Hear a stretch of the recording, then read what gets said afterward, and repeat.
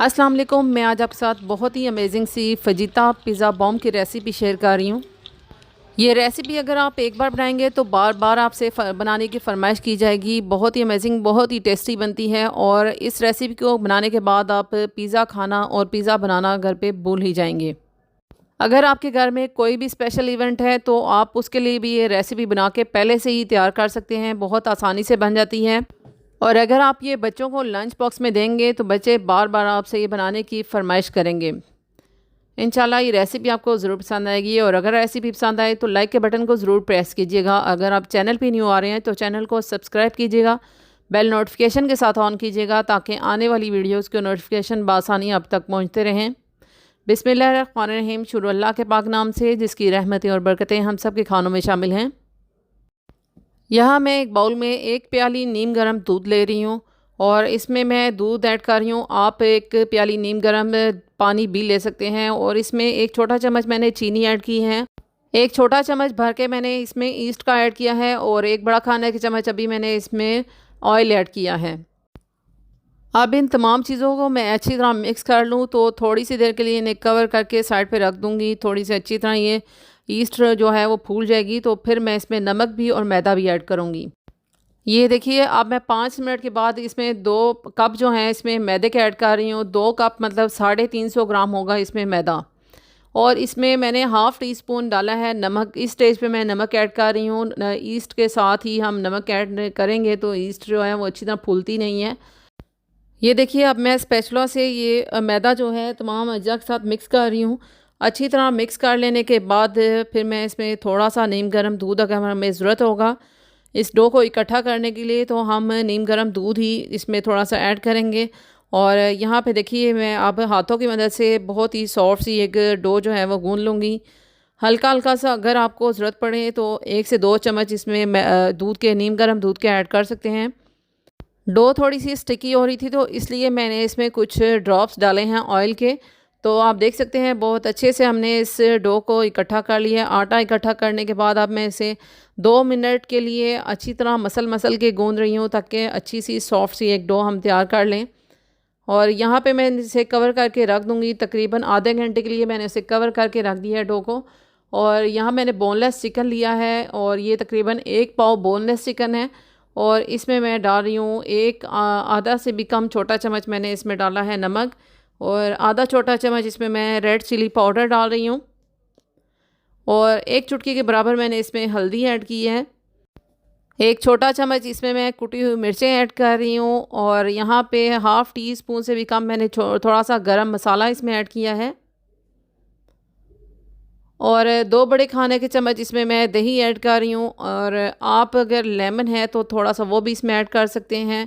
थोड़ा सा सिरका भी अगर है तो आप लेमन की जगह सिरका ऐड कर सकते हैं। 1 बड़ा खाने के चम्मच जितना मैंने इसमें ऑयल ऐड किया है और अब मैं इनकी मिक्सिंग करके तो तकरीबन आधे घंटे के लिए साइड पे कवर करके रख दूँगी या फ्रिज में आप रखना चाहें तो रख सकते हैं।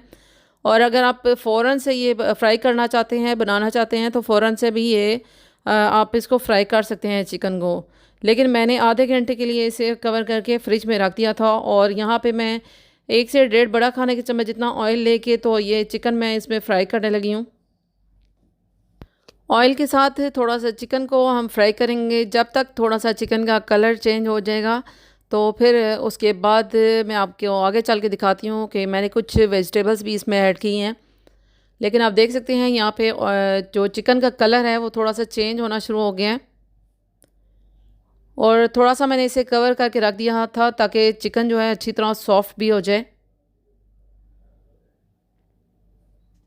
5 से 7 मिनट में हमने चिकन को अच्छी तरह कुक कर लिया है और उसके बाद ये बारीक कटा हुआ प्याज है और शिमला मिर्च इसमें मैंने ऐड की है सब्ज़ रंग की और सुर्ख रंग की मैंने शिमला मिर्च इसमें ऐड की है।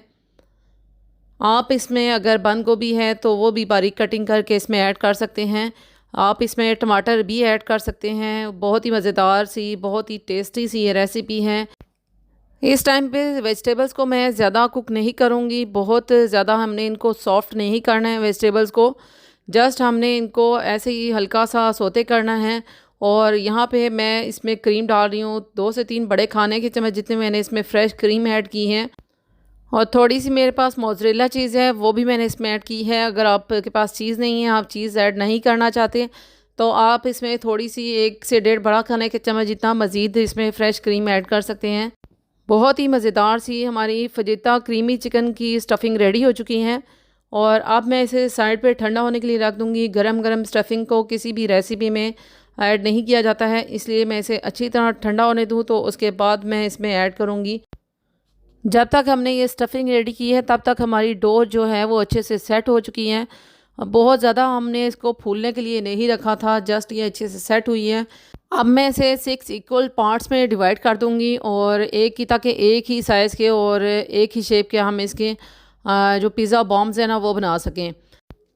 और ये देखिए, इसको मैंने 6 पार्ट्स में डिवाइड कर दिया है, और अब मैं एक एक पार्ट लेके तो उसकी बॉल बना लूँगी। और बहुत ही बड़े साइज़ की बॉल मैं नहीं बना रही हूँ, छोटे साइज़ की मैं इसकी बॉल बना रही हूँ। और मैंने इसे स्टे होने के लिए सेट होने के लिए ज़्यादा देर इसलिए नहीं रखा, क्योंकि इसमें एयर बहुत ज़्यादा आ जाती है, तो फिर इसको बेलना जो है वो थोड़ा सा मुश्किल हो जाता है।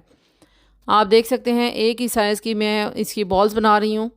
अब ये सारे ही पेड़े मैं इनको कवर करके रख दूँगी। जस्ट इसमें से एक निकाल के तो उसको मैं हाथों की मदद से फ्लैट कर लूँगी। हाथों की मदद से इसको फ्लैट करना है, और बहुत आराम से इसको हम फ्लैट कर लेंगे, लेकिन बहुत ज़्यादा इसको फैलाना नहीं है। सिर्फ़ इसको हमने इतना फैलाना है कि हम इसमें स्टफ़िंग रखें और इसको कवर कर दें। ये देखिए, मैंने थोड़ा-सा इसको फैला लिया है, और अब इसमें 2 से 3 बड़े खाने के चम्मच जो हैं वो भर के मैं इसमें स्टफ़िंग के साथ फ़िल कर रही हूँ। और अब इसको स्टफ़िंग के साथ फ़िल करने के बाद मैं इसको क्लोज़ कर दूँगी। इसको बिल्कुल ऊपर से कवर करना है। तो इसको आप देखिएगा, ये देखिए, मैं स्टफ़िंग को अंदर अच्छी तरह प्रेस करते हुए इसकी शेप बना रही हूँ, और एक बॉल की जैसी हमने इसकी शेप बना लेंगे। जितने टाइम में ये मैं स्टफ़िंग के साथ फ़िल करके बॉल्स बना रही हूँ, और इतने टाइम में मैंने फुल फ्लेम पे कढ़ाई रखी हुई है चूल्हे पे। तो उसको मैंने अच्छी खासी गर्म कर लिया है कढ़ाई को, और उसमें मैंने एक स्ट्रेनर भी रखा था, तो अच्छी तरह वो गर्म हो चुके हैं। अब ये देखिए, मैंने बॉल्स भी सारी बना ली हैं, और इसके ऊपर मैं थोड़ा थोड़ा सा दूध लगा रही हूँ ब्रश की मदद से। आप चाहें तो आप इस पर अंडा भी लगा सकते हैं, लेकिन मैंने इस स्टेज पे यहाँ पे दूध का इस्तेमाल किया है। तो चले आइए, अब इन्हें बेक करते हैं। और यहाँ पे मैं आपको दिखा रही हूँ कि पतीले का ढक्कन मैंने उठा लिया है, और इस स्ट्रेनर पे अब मैं ये एक एक करके जो पिज़्ज़ा बॉम्ब हमने रेडी किए हैं उनको बेक करते हैं। पतीले में ही बेक करेंगे, और अगर आप इसे ओवन में बेक करना चाहते हैं तो कर सकते हैं, एयर फ्राई में भी आप इनको बेक कर सकते हैं। लेकिन ऐसे तो मैंने बहुत दफ़ा ओवन में बेक किए हैं, लेकिन ये मैं अब आपके सामने इस कढ़ाई में बेक कर रही हूँ, और थोड़ी देर के बाद मैं आपको उठा के दिखा रही हूँ। इनका कलर जो है थोड़ा सा अभी लाइट था, तो मैंने थोड़ी देर और इन्हें बेक करने के लिए रख दिया था। तकरीबन 40 मिनट के अंदर ये बेक हुए हैं, अच्छी तरह बेक हो चुके थे। और अब मैं हिला के आपको दिखा रही हूँ कि अच्छी तरह ये साथ थोड़े से चिपके हुए थे, तो मैंने इनको हिला के तो अलग अलग किए हैं, थोड़े थोड़े गैप के साथ रखे थे। लेकिन इनको बेकिंग टाइम इनका जो है वो 40 to 45 मिनट्स है। वैसे तो ये 20 से 25 मिनट में इनका कलर अच्छी तरह आ चुका था, लेकिन अंदर से अच्छी तरह बेक हो जाएं, अच्छी तरह ये पक जाएं, इसलिए मैंने इन्हें ज़्यादा देर के लिए पतीले में रखा था। तो आप देख सकते हैं, इनका कलर अच्छा सा प्यारा सा आ चुका है। अगर आप इससे ज़्यादा इनका कलर लाना चाहते हैं तो मज़ीद इसे थोड़ी देर के लिए रख सकते हैं पतीले में ही। और यहाँ पे मैं इनके ऊपर थोड़ी सी चीज़ डाल रही हूँ, चीज़ थोड़ी सी स्प्रेड कर रही हूँ, और इसके बाद थोड़ी सी केचप लगाऊंगी, क्योंकि हमने इनको ऊपर से भी गार्निश करना है, तो इसलिए मुझे इसमें अभी ज़्यादा कलर लाने की ज़रूरत नहीं थी। ये देखिए, थोड़ी थोड़ी सी मैं केचप लगा रही हूँ, बहुत ज़्यादा इस पर केचप नहीं लगा रही हूँ, थोड़ी थोड़ी सी केचप लगा के तो ऊपर से भी इसको डेकोरेट करना है। थोड़ा सा सब्ज़ धनिया इस पर मैं लगाऊंगी, थोड़ा सा ऑरिगेनो मैं इस पर स्प्रेड करूँगी। आप के पास अगर है धनिया और ऑरिगेनो तो लगा सकते हैं, वरना उसके बगैर भी आप इसको ऐसे डेकोरेट कर सकते हैं। और इसके बाद मैं दोबारा से इसको थोड़ी देर के लिए बेक करूँगी। आप चाहें तो पतीले में बेक कर सकते हैं, मैंने थोड़ी सी देर के लिए ओवन में इसे रखा था बेक होने के लिए 5 मिनट के लिए। आप पतीले में ही इसे दोबारा से बेक कर सकते हैं।